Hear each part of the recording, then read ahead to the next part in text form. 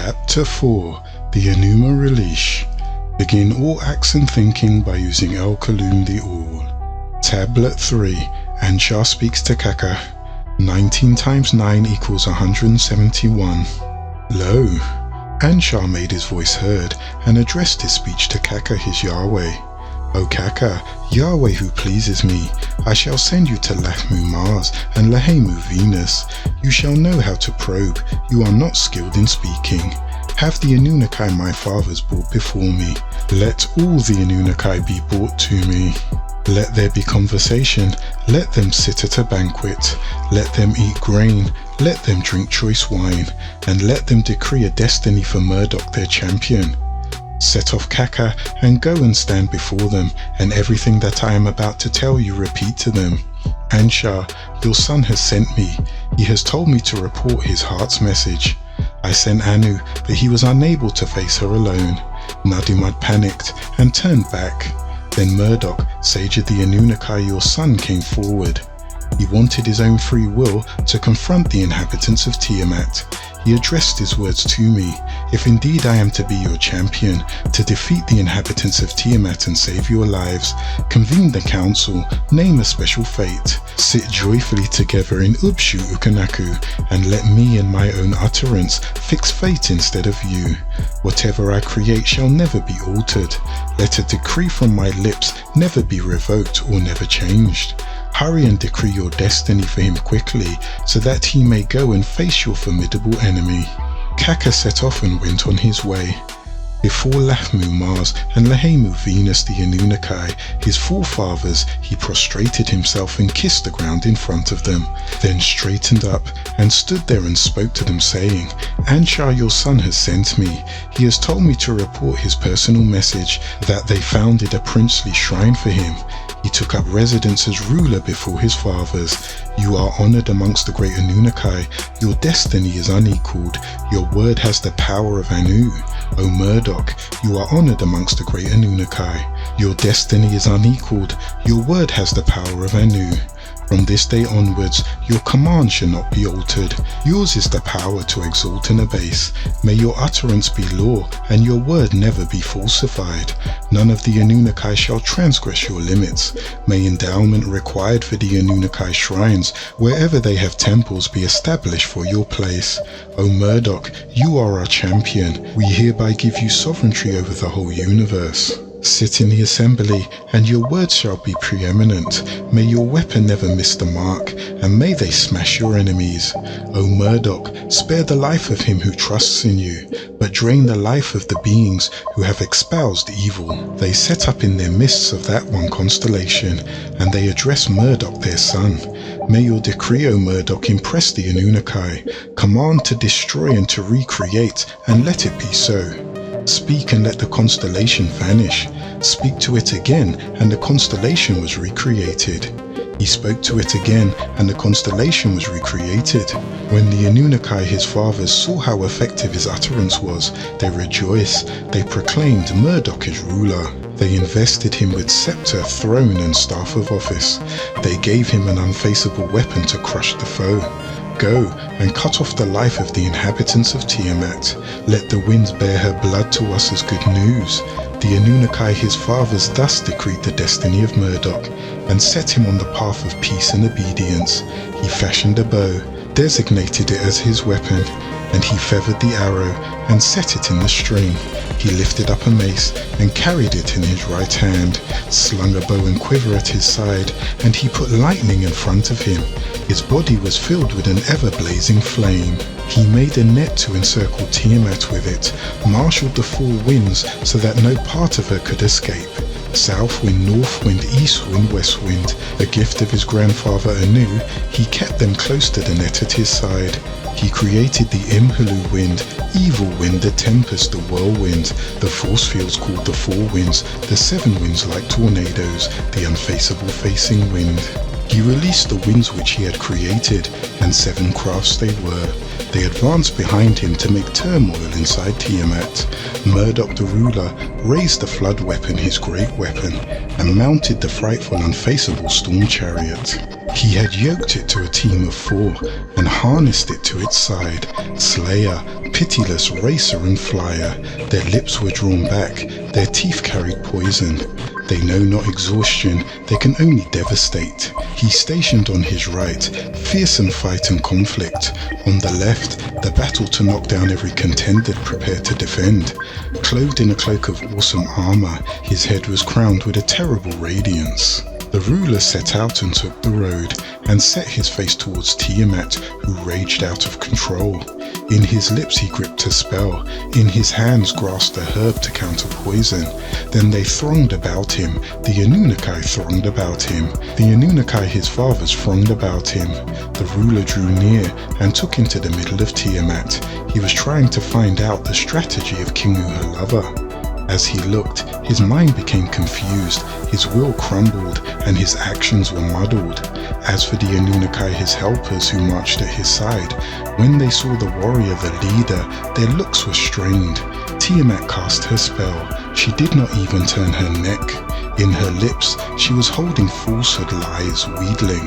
How powerful is your attacking force, O Yahweh of the Elohim? The assembly of them have gathered to your place. The Yahweh of the Elohim lifted up the flood weapon, his great weapon. He sent a message to Tiamat, who feigned goodwill, saying, "Why are you so friendly on the surface, when your depths conspire to muster a battle force? Just because the sons were noisy and disrespectful to their fathers, should you who gave them birth reject compassion? You named Kingu as your lover. You appointed him to rights of Anu power, which were wrongfully his. You sought out evil for Anshar, ruler of the Anunnaki. You have compounded your wickedness against the Anunnaki, my fathers. Let your host prepare. Let them gird themselves with your weapons. Stand forth, and you and I shall do single combat." When Tiamat heard this, she went wild, and she lost her temper. Tiamat screamed aloud in a passion. Her lower parts shook together from the depths. She recited the incantation and kept casting her spell. Meanwhile, the Anunnaki of the battle were sharpening their weapons. Face to face they came, Tiamat and Marduk, sage of the Anunnaki. They engaged in combat, they closed for battle. The ruler spread his net and made it encircle her. To her face he dispatched the Imhalu wind, which had been behind. Tiamat opened her mouth to swallow it, and he forced the Imhalu wind so that she could not close her lips. Fierce winds distended her belly, her insides were constipated, and she stretched her mouth wide. He shot an arrow which pierced her belly, split her down the middle, and slit her heart. That vanquished her and extinguished her life. He threw down her corpse and stood on top of her. When he had slain Tiamat the leader, he broke up her regiments, and her assembly was scattered. Then the Maldekians, her helpers, who had marched at her side, began to tremble, panicked and turned tail. Although he allowed them to come about and spared their lives, they were surrounded, and they could not flee. Then he tied them up and smashed their weapons. They were thrown into the net and sat there ensnared. They cowered back, filled with woe. They had to bear his punishment, confined to prison. As for the dozens of creatures covered in fearsome rays, the gang of demons who all marched at her right, he fixed them with nose ropes and tied their arms. He trampled their battlefield, stomping them beneath him. As for Kingu, who had once been the greatest amongst them, he defeated him and counted him amongst the dead planets. He wrestled from him the tablets of destinies, which were wrongfully his, and he sealed it with his own seal and pressed it to his breast. When he had defeated and killed his enemies, he proclaimed the submissive Tiamat foe as his slave. He set up the triumphal cry of Anshar over the whole enemy, and achieved the desire of Marduk the warrior. He strengthened his hold over the captive Maldekians, and to Tiamat, whom he had ensnared, he turned back. The great ship Nibiru caused her to be trampled, and the lower part of Tiamat was shattered. With his unsparing mace, he smashed her skull, severed the arteries of her blood, and made the north wind carry it off as good news. His fathers saw it and were jubilant. They rejoiced, arranged to greet him with presents, greetings, and gifts. The ruler rested and inspected her corpse. He divided the monstrous shape and created marvels from it. He sliced her in half like a fish for drying. Half of her he put up on the roof of the sky as a new Tiamat, now called Orb. and he drew an asteroid belt across the skies from the particles of her lower half, and he made a guard hold of it. He arranged her waters so that they could not escape. He crossed the heavens and sought out a shrine. He leveled Afsu the sun, which is the dwelling of Nadimad, and he removed his rule of the solar system. The ruler Marduk measured the dimensions of Afsu the sun. The large temple Eshkala, which he built in its image, was Eshera, the inner world, created in the belly of Tiamat, called Argata and Shambhala. In the great shrine Eshera, which he had created in the sky, he founded a cult center for Anu, Enlil and Nadimad. Tablet 4, Enuma Elish 3. 19 times 11 equals 109. Lo! He fashioned stands for the great Anunnaki. As for the stars, he set up constellations corresponding to them. He designed the great year and marked out its divisions. He appointed 3 stars, each to the 12 months. When he had made plans of the days of the year, he founded the standard Nibiru to mark out their courses, so that none of them could go stray or wrong. He fixed the stand of Nanamna and Nadimad together with it, and he opened up the gates in both ribs, and he made strong bolts to the left and right. With her liver he located the zenith, and he made the crescent moon appear, and entrusted the shadow hours to it. He designed the moon, and the jewel of the shadow hours, to mark out the days, and to go forth every month without fail in a corona. At the beginning of the month, to glow over the land, you shine with horns to mark out 6 days. On the 7th day, the crown is half. The 15th day shall always be the midpoint, or the half of each month. When Shamash looks at you from the horizon, you shall gradually shed your visibility and begin to wane. Always bring the day of disappearance close to the path of Shamash. And on the 30th day, the year is always equalized, for Shamash is responsible for the year. A sign shall appear in the skies and sweep along its path. Then it will always approach the accused and judge the case, which caused the bow-star to kill and rob. At the New Year's festival, Year of Remembrance, you may control the bolt to the exit that separated the shadow hours from the days, Kingu the moon, watcher of shadow hours and daylight hours. The spittle of Tiamat is controlled by Marduk the champion. He put into groups and made clouds scud, raising winds, making rain, making fog below by collecting her poison. He assigned for himself and let his own hand control it. He placed her head heaped up in orbit, opening up springs. Water gushed out. He opened up the Euphrates and Tigris from her eyes. He closed her nostrils of her nose. He piled up clear-cut mountains from her udder. He bore waterholes to drain off the catchwater. He laid her tail across, tied it fast as cosmic bond. All was done, and the rulership of Afsu was beneath his feet. He set her thigh to make fast the sky. With half of her he made a roof, and he fixed the earth. He caused the work and made the insides of Tiamat surge, and spread his net, which made it extend completely. The ruler of heaven and earth, he untied her knots to coil the tail of Leviathan. Then he had designed its cult and created its rites, and he threw down the reins and made Nadimad take them. The tablets of destinies which Kingu had appropriated he fetched, and he took it and presented it for a first reading before the Anunnaki and then to Anu.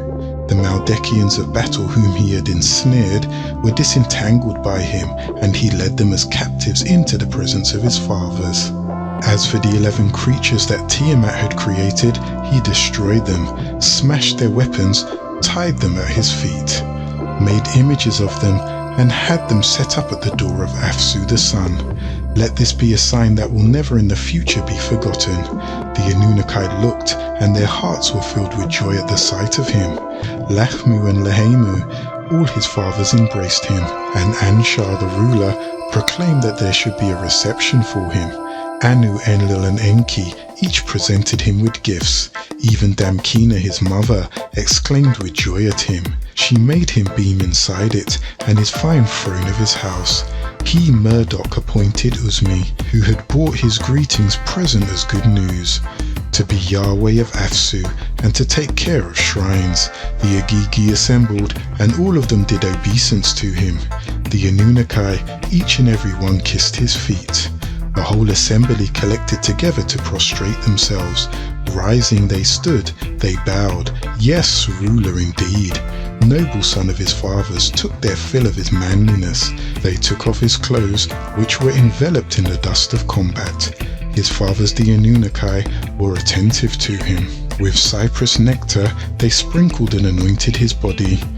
He put on a princely garment, a royal aura, a splendid crown. He took up a mace and grasped it in his right hand, a staff in his left hand. He set a Masushu dragon bowed at his feet, and he placed upon his shoulders the mantle of radiance that was given to him. His net was holding control of fearful Afsu, a bull as his symbol. In the inner chamber of his throne was the tablets of destiny. In his cellar was the gifts presented to him. The Anunnaki and all that existed honored him. Lachmu and Lahemu filled with joy, and he made their voices heard, and he spoke to the Agigi. Previously, Marduk was just our beloved son, but now he is your ruler. Take heed of his command. Next they spoke and proclaimed in unison, Lugal Demir Ankia is his name, trust in him. When they gave rulership to Marduk, they spoke an oration for him, for blessing and obedience. Henceforth you shall be a provider of shrines for us. Whatever you command, we shall perform ourselves.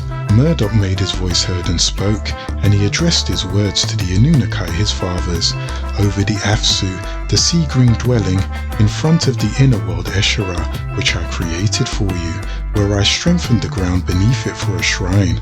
I shall make my house to be a luxurious dwelling for myself. He shall find his cult center within it, and I shall establish my private quarters and confirm my rulership. Whenever you come up from the Afsu, the sun will be in the center of Shambhala for an assembly. Your shadow hour's resting place shall be in it, receiving you all. Whenever you come down from the sky for an assembly, your shadow hour resting place shall be in it, receiving you all. I hereby name it home of the great Anunnaki. We shall make it the center of devotion. The Anunnaki his fathers listened to this command of his. This is how it was recorded, and this is how it will be.